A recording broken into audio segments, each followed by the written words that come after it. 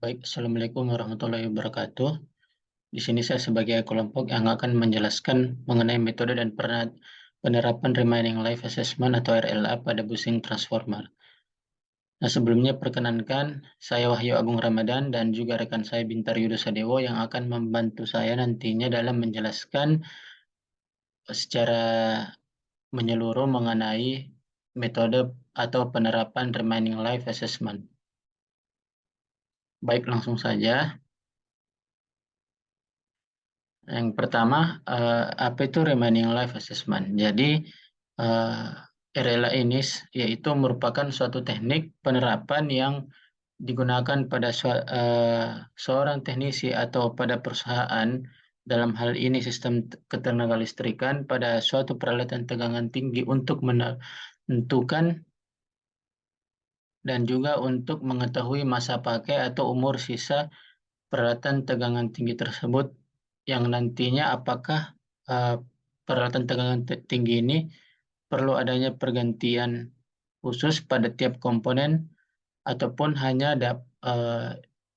dapat diperbaiki secara berkala. Nah, uh, tentunya dalam uh, penerapan remaining life assessment ini terdapat beberapa metode-metode yang dapat diterapkan pada peralatan tegangan tinggi, khususnya pada busing transformer. Nah, untuk metode yang pertama yaitu mengenai capacitance and tan delta measurement for busing. Jadi di sini adalah pengukuran kapasitansi dan tan delta pada busing transformer untuk mengetahui indikasi kualitas dan kesehatan isolasi pada suatu busing. Nah, adapun metode umum yang biasa digunakan dalam pengujian uh, faktor daya di sisi high voltage.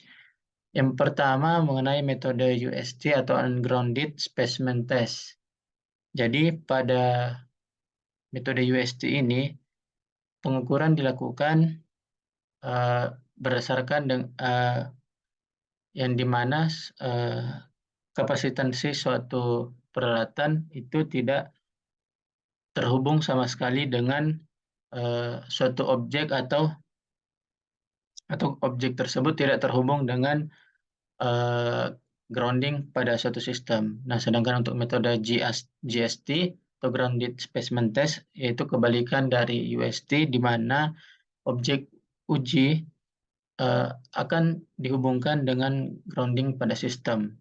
Nah, sedangkan untuk metode yang C ini atau GSTG atau Grounded Specimen Test GERD, di mana di sini terdapat kata GORD yang artinya pada saat pengujian saluran kapasitan atau eh, kabel suatu kapasitansi itu dibatasi atau tidak, atau arus yang melewatinya dibatasi oleh suatu penghalang agar supaya tidak eh, terhubung dengan eh, grounding pada sistem. Nah, ini adalah gambaran umum dari ketiga metode sebelumnya, yang dimana di sisi paling kiri yaitu GST guard. Nah, kita dapat lihat untuk komponen kapasitansi dua objek itu dibatasi oleh guard atau komponen yang untuk tidak terhubung dengan pengukuran dan juga grounding pada sistem. Nah, untuk di sisi tengah ini UST atau ungrounded. Nah, kita dapat lihat bahwa komponen kapasitansi ini yang berwarna merah dan biru itu tidak dihubungkan dengan grounding pada sistem, melainkan langsung hanya terhubung kepada pengukuran. Nah, untuk di sisi paling kanan yaitu GST atau Ground Test Mode, itu kebalikan tadi dari UST, di mana seluruh komponen kapasitansi ini itu terhubung dengan grounding system dan juga sistem pengukuran. Nah, mungkin dari ketiga gambar ini cukup jelas menggambarkan perbedaan ketiga metode tersebut. Jadi inilah ketiga metode yang kita dapat klasifikasikan satu persatu untuk menentukan usia atau umur pakai pada suatu peralatan tegangan tinggi, dalam hal ini bushing transformer. Nah, selanjutnya mengenai grafik atau mengenai sistem pengukuran yang dihasilkan. Pada umumnya untuk tangan delta ini sendiri tentunya dapat atau tidak lain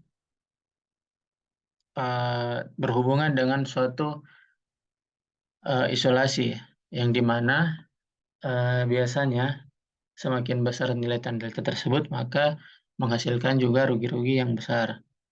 Nah, apabila kita fokus kepada grafik yang sebelah kanan, di sini menunjukkan hubungan antara suhu atau temperatur terhadap nilai tan delta itu sendiri. Nah, di mana untuk garis lurus yang utuh ini berwarna biru langit itu menandakan atau di sini sebagai garis dry bushing atau bushing tipe kering. Nah, untuk kedua warna yang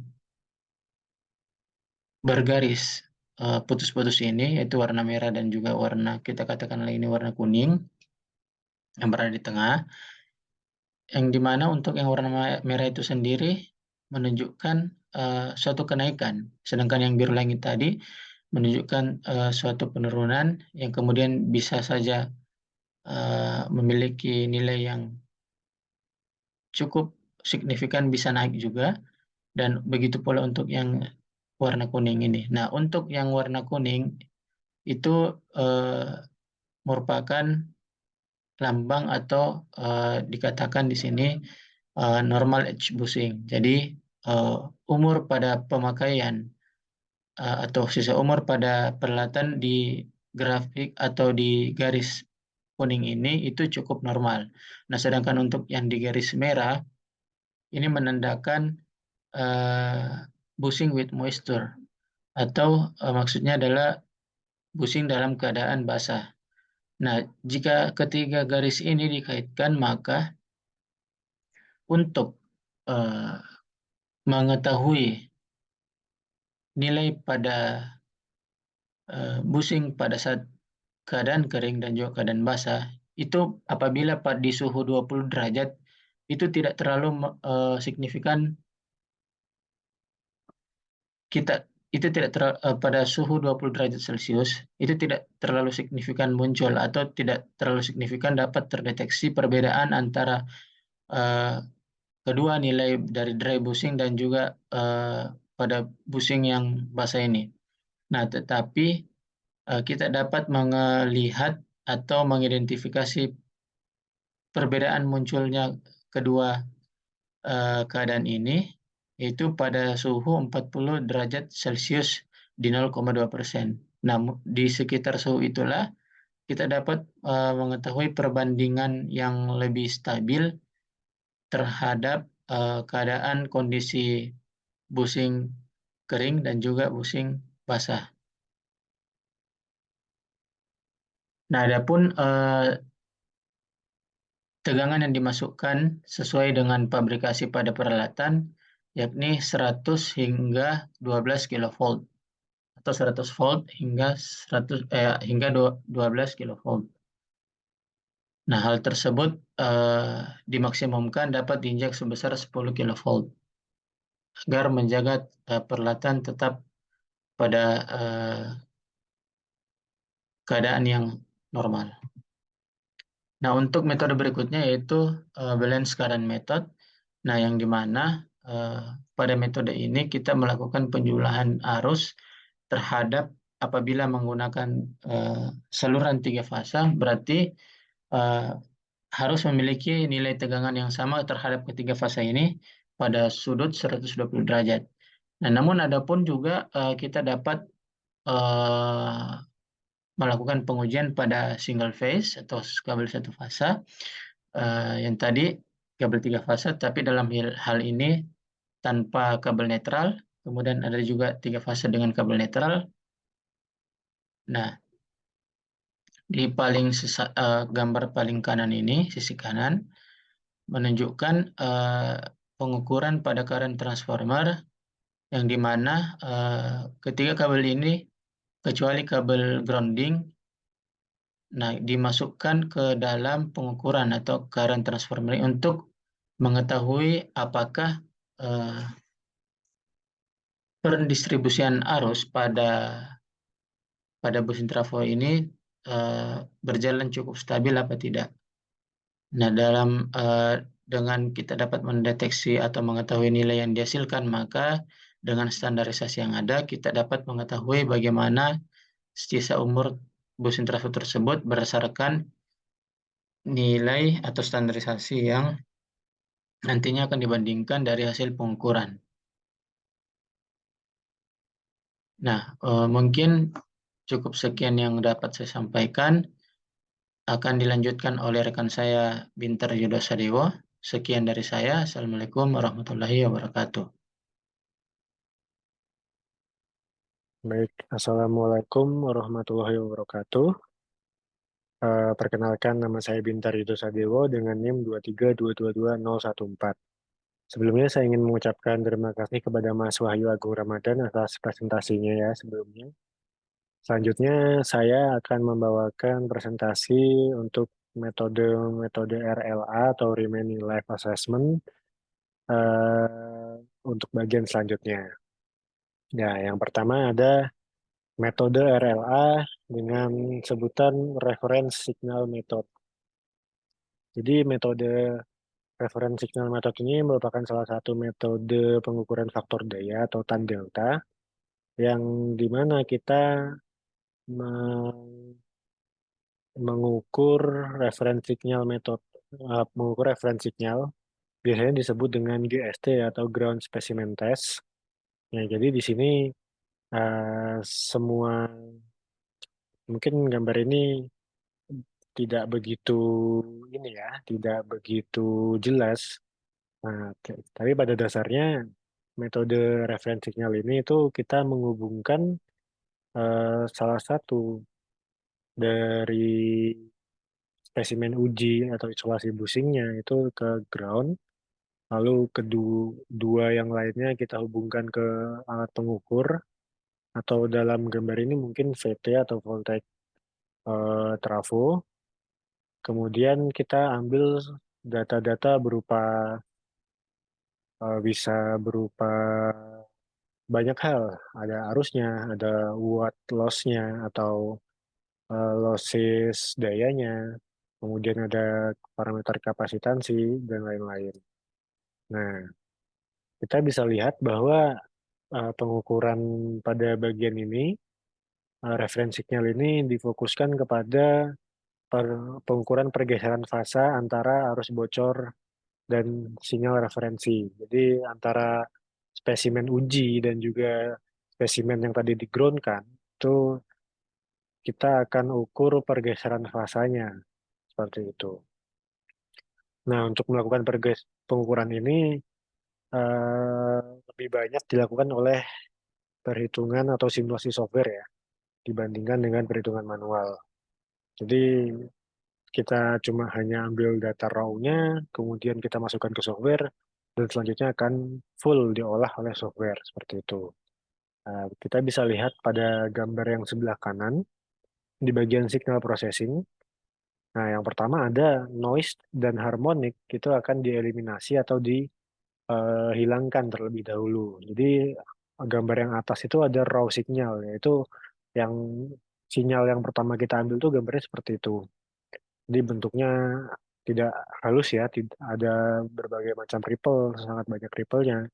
Nah, itu akan kita hilangkan terlebih dahulu dengan algoritma dari software.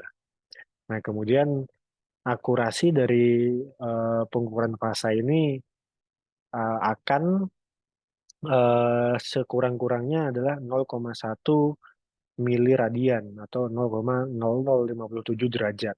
itu adalah akurasinya. Nah, akurasi ini, akurasi yang sebesar tadi itu 0,1 miliradian itu mampu mendeteksi perubahan pada tan delta sebesar 0,325%, 325%, sampai 0,34%. Nah, dengan perubahan sebesar sebesar itu, nah yang bisa dideteksi itu tuh kita bisa dengan begitu kita bisa mendeteksi eh, pertambahan moisture atau pertambahan ini ya kelembaban, kemudian penuaan sistem insulasi dan juga degradasi sistem insulasi itu secara lebih dini. Nah, ada poin terakhir, temperature compensation atau kompensasi kompensasi suhu itu akan diperlukan untuk mencapai akurasi yang sebaik tadi. Jadi memang suhu saat pengujian itu harus diatur dulu agar nilai yang didapatkan itu bisa maksimal. Sehingga kita bisa menentukan pergeseran fasanya dengan lebih baik. Seperti itu. Nah, metode selanjutnya dari RLA bisa kita lakukan dengan metode PD. Setelah sebelumnya adalah tiga macam konfigurasi dari tan delta ya. Yang selanjutnya kita bisa lakukan metode PD yang berbeda dari tan delta. Nah, pengukuran PD ini sangat penting untuk pengujian rutin dan pengujian ulang di pabrik atau di lokasi langsung. Namun demikian, pengujian busing saat online ini sangat sulit ya sebenarnya jika dilakukan saat online. Nah, prinsip pemantauan busing PD secara online itu didasarkan pada metode IEC 60270. Kapasitansi busing akan digunakan sebagai kapasitor kopling. Terutama prinsip pemantauan PD ini diterapkan untuk memantau trafo, tetapi dalam beberapa kasus juga untuk memantau busingnya. Jadi memang dasarnya sama seperti tan delta tadi, di mana sifat kapasitansi dari busing itu kita manfaatkan sebagai kapasitor kopling ya. Selanjutnya mungkin bisa kita tambahkan air atau resistor tambahan sehingga terciptalah sensor RC yang kemudian akan kita gunakan untuk pengukuran PD. Nah, yang bisa kita lihat pada gambar, ada discharge on overhead lines atau bushing surface hingga beberapa nanokolom.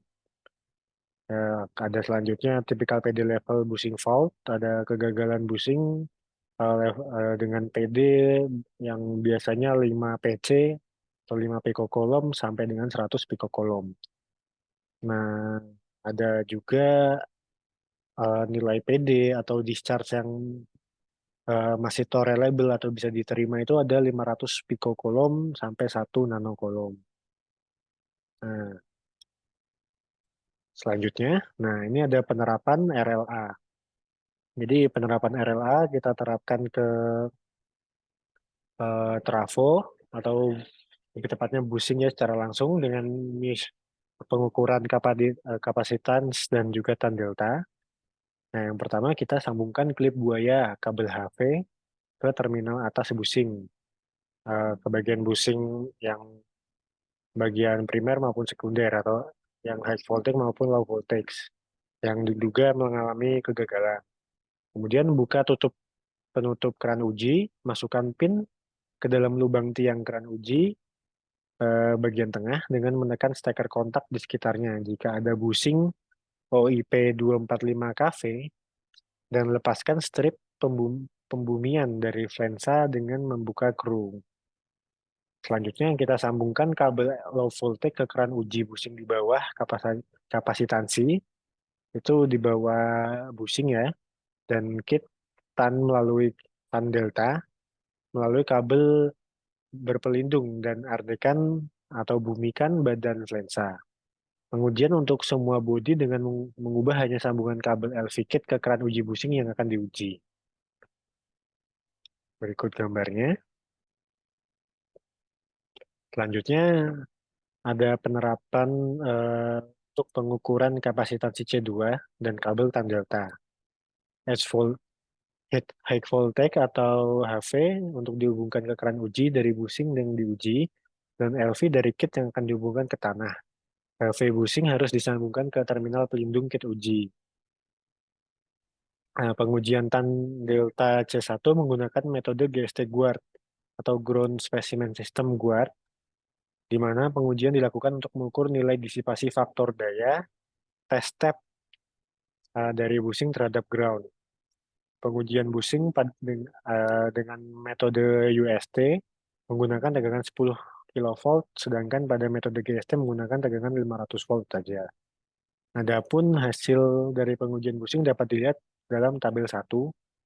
Hasil pengujian tan delta pada metode C1, eh, nilai presentasi power faktornya masih di bawah 5%, yang menunjukkan bahwa kondisi isolasi utama busing masih dalam kondisi baik. Nah, dengan standar yang di sebelah kanan ya, jika kondisi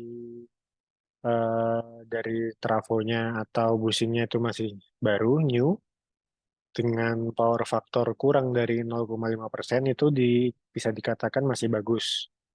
Jika em, kondisi trafonya itu sudah berumur, maka akan ada tambahan faktor kondisi di mana 0,5% sampai 1% itu masih bisa diterima, dan jika lebih dari 1%, harus kita lakukan tindakan lebih lanjut. Nah, di tabel sebelah kiri itu ada tabel contoh pengujian untuk hasil tan delta pada busing ya, dengan metode C1 maupun C2. Metode C1 tadi di mana digunakan metode GST Guard dengan tegangan uji 10 kilovolt dan juga 500 0,5 kilovolt. Nah, didapatkan persen power faktornya kurang dari 0,5. Mungkin ada di bagian H1 itu ada 0,9. Nah, di yang kurang dari 0,5 ini masih dikatakan bahwa bagus. Kemudian ada di bagian, oh maaf, yang 0,9 tadi, yang 0,9 itu bagian dari C2 ya, bukan C1. Nah, berarti C1-nya ini masih kurang dari 0,5 semua. Berarti nilainya masih bagus semua ini. Sedangkan pengujian dengan metode C2 itu kita dapatkan hasil yang berbeda dengan C1, di mana dengan pengujian C2 atau menggunakan pengujian UST, itu kita dapatkan pada H1 dan H3 ini nilainya, maaf, hanya H1 ya. H1 ini nilainya sangat besar, 0,91 nih. Ini pengujian H1 kan menggunakan metode UST yang tegangannya tinggi, 10 kilovolt. Nah, mungkin saja memang si busing ini akan mengalami sedikit perubahan sifat dan mungkin cenderung menuju kegagalan itu pada tegangan yang lebih tinggi. Karena pada metode GST ini kita hanya menggunakan tegangan 500 volt saja. Maaf, 0,5, ya 500 volt saja. Sedangkan pada metode UST atau C2 ini kita menggunakan pengujian tegangan dengan tegangan 10 kilovolt. Nah, selanjutnya ada beberapa kesimpulan yang bisa kita ambil ya dari semua metode untuk mendapatkan RLA. Yang pertama, ada kondisi visual. Pada busing terdapat kebocoran namun tidak mempengaruhi sistem operasi pada kinerja transformator, sehingga penulis memberikan skor penilaian 7 pada busing. Nah, untuk usia peralatan, usia busing telah mencapai usia 40 tahun berdasarkan template-nya yang tahun 1976. Sehingga penulis memberikan skor penilaian 4 karena masuk dalam range penilaian kriteria umur 5 sampai 40 tahun. Nah, teknologi yang terinstal, pada busing telah terpasang sensor suhu berdasarkan yang didasarkan pada arus operasi ya.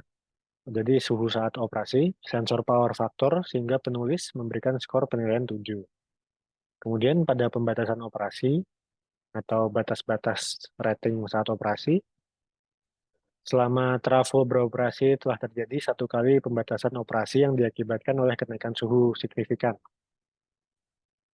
Kenaikan suhu disebabkan oleh terminal join antara busing dan kabel saluran tekanan tinggi yang mengalami pemuaian yang tidak rata karena material yang berbeda pada tiap baut, sehingga menjadi longgar dan menyebabkan suhu naik secara signifikan.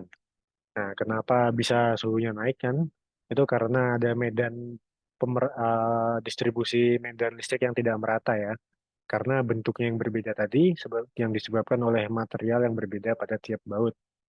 Nah, setelah dilakukan perbaikan dan serangkaian uji, tidak menyebabkan perubahan karakteristik pada busing dan komponen lainnya, sehingga busing masih dapat beroperasi secara normal. Dalam kasus ini, penulis memberikan skor penilaian 7 pada busing untuk kriteria pembatasan operasi. Kemudian ada pengujian elektrikal. Dari hasil pengujian elektrik diperoleh hasil disipasi daya C1 pada busing itu kurang dari 5% power faktornya. Hasil pengujian disipasi daya C2 pada busing ditemukan disipasi daya yang di bawah normal. Masih di bawah normal, yang jika didasarkan pada tabel itu masih acceptable ya, atau dapat diterima, yang sebesar 0,91 yang disebabkan oleh kebocoran minyak pada tap tes yang mempengaruhi nilai disipasi saat melakukan pengujian. Secara umum hal ini tidak mempengaruhi kondisi saat operasi, sehingga penulis masih memberikan skor penilaian 8 dari hasil disibasi daya C1 yang kurang dari 5% tadi. 0,5%, maaf. Ini ada kesalahan penulisan. Kemudian ada pemeliharaan rutin.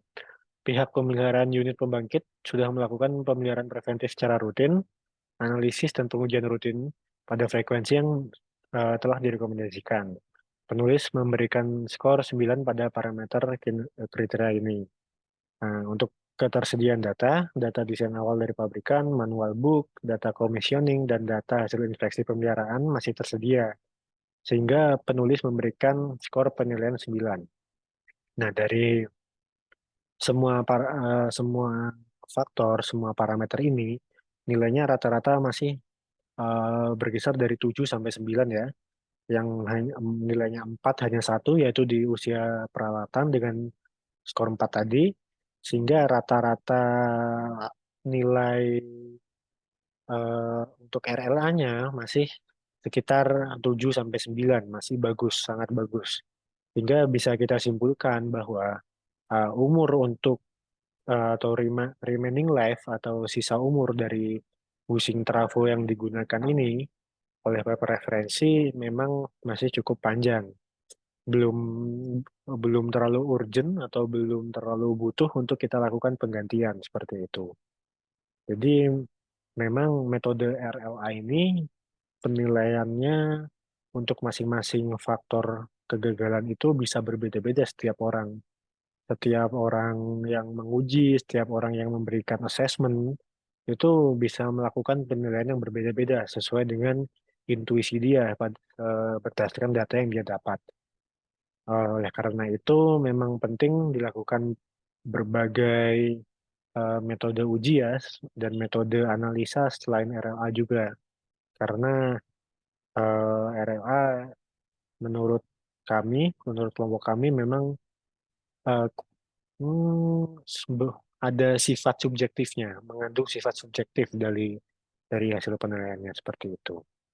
Baik, hal ini kesimpulan tadi sekaligus mengakhiri presentasi kelompok kami untuk tas 5 atau untuk tugas 5.